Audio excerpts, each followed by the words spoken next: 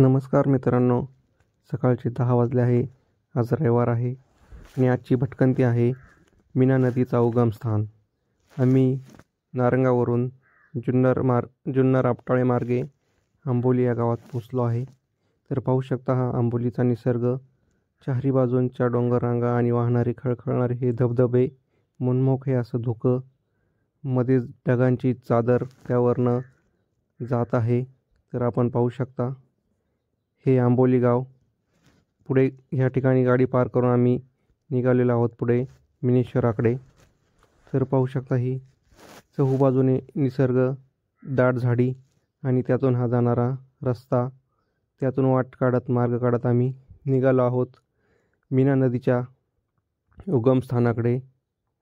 आपण पाहू शकता अशा प्रकारे ही इथे आपल्याला दिसत आहे ही मीना नदी. इथं खळखळणारं फेसाळणारं हे पाणी. तर चला मग जाऊया थेट मिनेश्वराच्या मंदिराकडे. आम्ही आता निघालो आहोत. थोडा 5 किलोमीटरचा ट्रेक करून आम्ही आलेलो आहोत या ठिकाणी जिथे मीना नदीचा उगम होतो. तर हा पाहू शकता हे असं सुंदर असं नक्षीकाम कोरीवकाम केलेलं हे मीना नदीचं मिनेश्वराचं हे मंदिर. डोंगरावरनं फेसाळत वाहत येणार ही मीनामाई आपली ह्या मंदिरामध्ये येऊन विसावते आणि इथून कुंडामधून ती पुन्हा प्रवाहित होऊन इथून पुढे ही मीनामाई म्हणून ओळखली जाते. तर पाहू शकता सुंदर असा परिसर. या ठिकाणी हे कुंड पण बनवले आहेत. तर हे मिनेश्वराचं मंदिर. तर चला मग आज जाऊन पाहूया. हे नंदी महादेव इथे आपल्या स्वागतासाठी उभे आहेत. महादेव म्हटलं की नंदी हे असतातच. ह्या नंदीला दर्शन घेऊन आम्ही आलो आहोत मिनेश्वराच्या मंदिरामध्ये. इथे मिनेश्वराचं दर्शन घेतलं.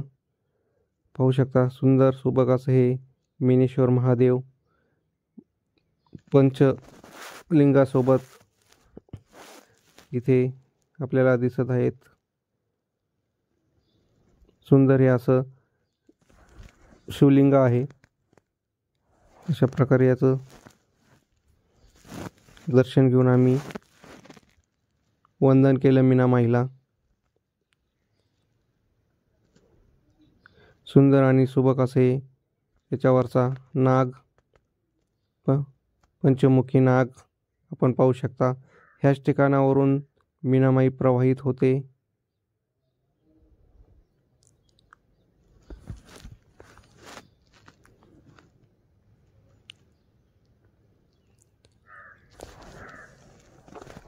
गावकऱ्यांनी इथे श्रावण मास असल्यामुळे आणि इथे रोजच ते अखंड दीपक तेवत ठेवतात. अशा प्रकारे मीनामाईला प्रणाम करून आम्ही आलेलो आहोत इथं गोमुखापाशी. इथून मीनामाई उगम पाहून ह्या गोमुखातून ह्या कुंडात येते आणि इथून पुढे प्रवाहित होऊन ती मीनामाई म्हणून ओळखली जाते. अशा प्रकारे जुन्नर तालुक्यातलं वरदान ठरलेली एक महत्त्वाची नदी असून तिचा खूप साऱ्या उद्योगधंद्यांना, शेतीला आणि जुन्नरकरांना खूप सारा फायदा झालेला आहे. तर आम्ही आलो आहोत इथे कुंडापाशी ह्या मीनामाईचं गोमुखाचं दर्शन घेऊन आम्ही चाललो आहोत पुढे वरती, जिथून डोंगरावरनं खळखळणारा धबधबा वाहत येतो त्या ठिकाणी मीनामाईला वंदन करायला. पाऊसही खूप धोधो असतो ह्या एरियामध्ये, कारण सह्याद्रीची पावसाचा जो पट्टा आहे ह्या पट्ट्यामध्येच हे मिनेश्वर महादेवाचं मंदिर आहे. खूप सुंदर असा निसर्ग आहे, धबधबे आहेत. आपण पाहू शकता एक 5 ते 10 मिनिटातच हा पाऊस येतो आणि खूप खळखळून सर्व धबधब्याचं पाणी वगैरे वाढतं. असं हे इथे कार्यालय पण आहे, मंगल कार्यालय. खूप सुंदर असा परिसर आहे. आपण पाहू शकता धो वाहणारा हा पाऊस, दमदार जोरदार पाऊस इथे असतो.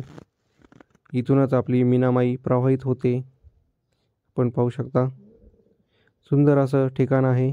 नक्कीच भेट द्या आणि दर्शन घ्या. श्रावण मास चालू आहे मिनेश्वर महादेवांचं.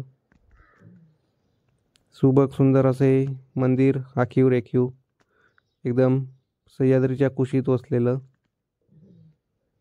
हे खळखळणारे धबधबे पाहू शकता आपण. आधी पावसाच्या आधी ते सफेद पाणी वाहत होतं, फेसाळणारं पाणी. आता पाऊस पडल्यामुळे पाण्याचा कलर चेंज झाला आहे, पाहू शकता आपण.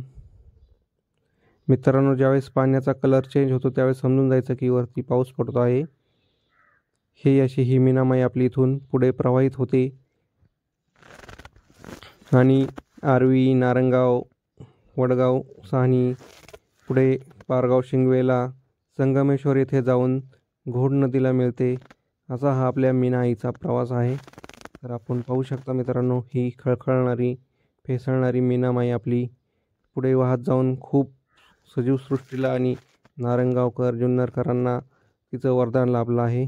नक्कीच भेट द्या मीनामाई मिनेश्वर मंदिर.